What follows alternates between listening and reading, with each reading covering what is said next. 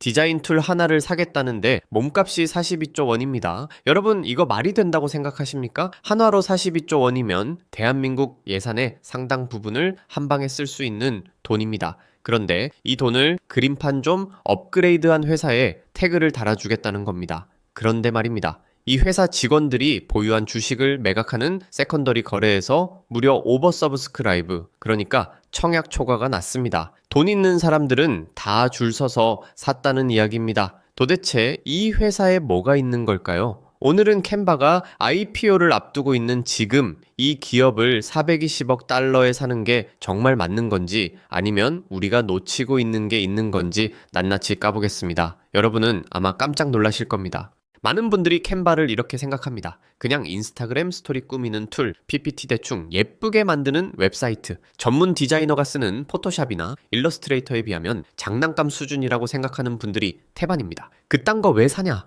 언젠간 누가 더 싼 거 내면 끝나는 거 아니냐? 이런 말을 곳곳에서 듣습니다. 실제로 캔바는 무료 버전도 있고 쓰는 사람들은 대부분 돈을 안 냅니다. 전체 사용자 중에 돈 내는 사람이 겨우 12%에서 13%밖에 안 됩니다. 한마디로 10명 중에 한두 명만 돈 내고 나머지는 공짜로 쓴다는 겁니다. 이런 비즈니스 모델로 어떻게 420억 달러라는 평가를 받을 수 있는 걸까요? 솔직히 처음 들으면 이해가 안 되는 게 정상입니다. 여러분도 주변에서 나 캔바 써봤는데 별거 없더라, 무료로도 충분해 라는 말을 한 번쯤 들어보셨을 겁니다. 그 말이 맞습니다. 개인이 쓰기에는 무료 버전으로도 충분합니다. 하지만 기업이 쓰는 건 완전히 다른 이야기입니다. 하지만 여러분, 본질을 다시 봐야 합니다. 캔바의 본질은 디자인 툴이 아닙니다. 캔바의 본질은 시각 커뮤니케이션 인프라입니다. 무슨 뜻이냐면 회사라는 조직이 밖으로 내보내는 모든 이미지, 모든 문서, 모든 마케팅 자료를 찍어내는 공장 자체를 캔바가 제공한다는 겁니다. 여러분이 맥도날드에 가서 빅맥을 하나 시켜도 거기 들어가는 빵, 패티, 양상추, 치즈는 모두 각각의 전문 공장에서 만들어집니다. 캔바는 그 빅맥을 만드는 프랜차이즈 본사 같은 존재입니다. 수많은 사람들이 각자 다른 템플릿으로 엉망진창인 자료를 만들던 시대는 끝났습니다.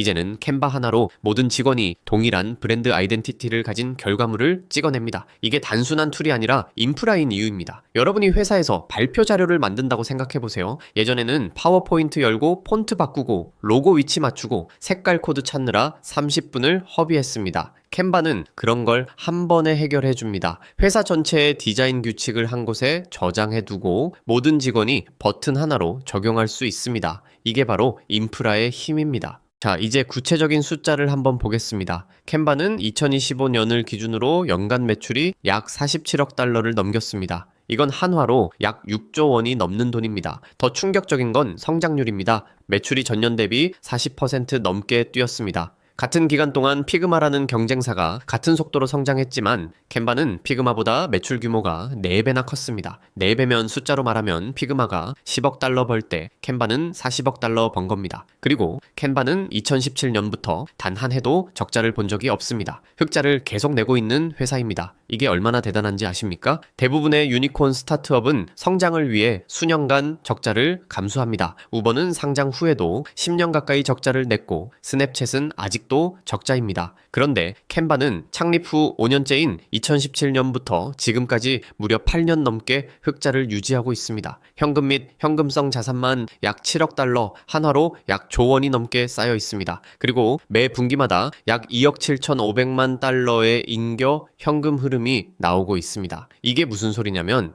캔바는 돈을 벌면서도 빚 없이 혼자서 성장하는 기업이라는 뜻입니다. 은행에서 돈 빌릴 필요도, 투자자에게 추가 자금을 구걸할 필요도 없이 스스로 성장하고 있습니다.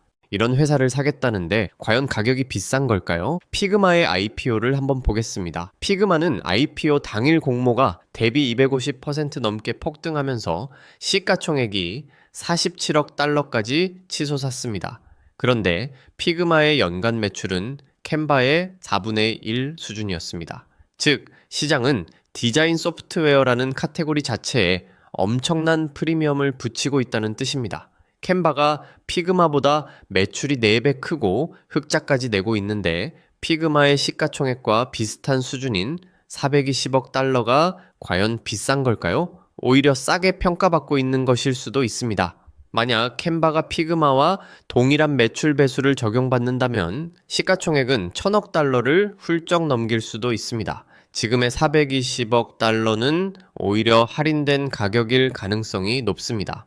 이제 공급망, 밸류체인 시각으로 한번 보겠습니다. 여러분이 주목해야 할 건 캔바 자체보다 캔바가 날기 위해 반드시 필요한 부품을 만드는 회사들입니다. 캔바는 AI 기능을 적극적으로 도입하고 있습니다. 2025년 말 기준으로 월간 활성 사용자가 2억 6,500만 명을 넘겼는데 이 중 상당 부분이 AI 기능 때문에 유입됐습니다. 사람들이 챗GPT나 클로드 같은 AI 비서에게 가장 좋은 디자인 툴 추천해줘 라고 물었을 때 캔바가 무려 47.4%의 언급량을 차지했습니다. 경쟁사 피그마는 겨우 17.3%에 불과했습니다. AI가 추천하는 디자인 툴의 1위는 이미 캔바입니다. 이 말은 앞으로 AI 사용자가 늘어날수록 캔바의 사용자도 따라 늘어난다는 뜻입니다. 캔바는 광고비 한 푼 안 들이고 AI 추천 트래픽만으로 성장하는 구조를 갖췄습니다. 이건 마치 네이버가 검색 트래픽으로 성장하던 시절과 비슷합니다. 아무런 광고비 없이도 사람들이 검색해서 찾아오는 구조, 그게 가장 강력한 비즈니스 모델입니다. 거시 구도로 보면 이것은 단순한 기업 투자가 아닙니다. 미국과 중국의 기술 패권 전쟁, 그리고 소프트웨어 산업의 재편 과정에서 캔바는 핵심 전초기지 역할을 하고 있습니다. 마이크로소프트는 오피스 제품군에 디자인 기능을 탑재하려 하고 구글도 비슷한 시도를 하고 있습니다. 하지만 캔바는 이미 2억 명이 넘는 사용자 기반을 확보했고 이 사용자들은 캔바 자신의 브랜드 템플릿, 팀 협업 데이터, 과거 작업물을 쌓아두고 있습니다. 한번 캔바에 정착하면 다른 툴로 옮기기가 극도로 어려운 구조입니다. 이것을 락인 효과라고 합니다. 마치 카카오톡을 한번 쓰면 다른 메신저로 옮기기 힘든 것과 같습니다. 여러분의 회사가 캔바에 수백 개의 템플릿을 만들어 두고 수십 명의 직원이 협업하고 있다고 상상해 보세요. 그걸 다른 툴로 옮기려면 시간과 비용이 어마어마하게 듭니다. 게다가 캔바는 2026년에 나스닥 상장을 목표로 하고 있습니다. 상장이 확정되면 막대한 자금을 조달해서 더 많은 회사를 사들여서 에코시스템을 더 단단하게 만들 겁니다. 여기서 여러분은 이렇게 반문할 수 있습니다. 캔바는 적응 안 하면 도태되는 업계잖아. 새로운 스타트업이 더 싼 가격에 나오면 망하는 거 아니야? 맞는 말입니다. 기술 업계는 영원한 승자가 없습니다. 마이스페이스는 페이스북에게, 야후는 구글에게 자리를 내줬습니다. 하지만 여러분, 캔바는 이미 12번의 인수합병을 통해 경쟁자를 집어삼켰습니다. 가장 최근에는 매직브리프라는 분석 툴 회사를 사들여서 단순 디자인을 넘어 마케팅 분석 시장까지 진출했습니다. 그리고 2026년에 나스닥 상장을 목표로 하고 있습니다. 상장이 확정되면 막대한 자금을 조달해서 더 많은 회사를 사들일 겁니다. 스타트업이 캔바를 이기려면 디자인 툴뿐 아니라 AI, 협업, 분석, 템플릿, 출판, 프레젠테이션까지 모든 기능을 한 번에 따라잡아야 합니다.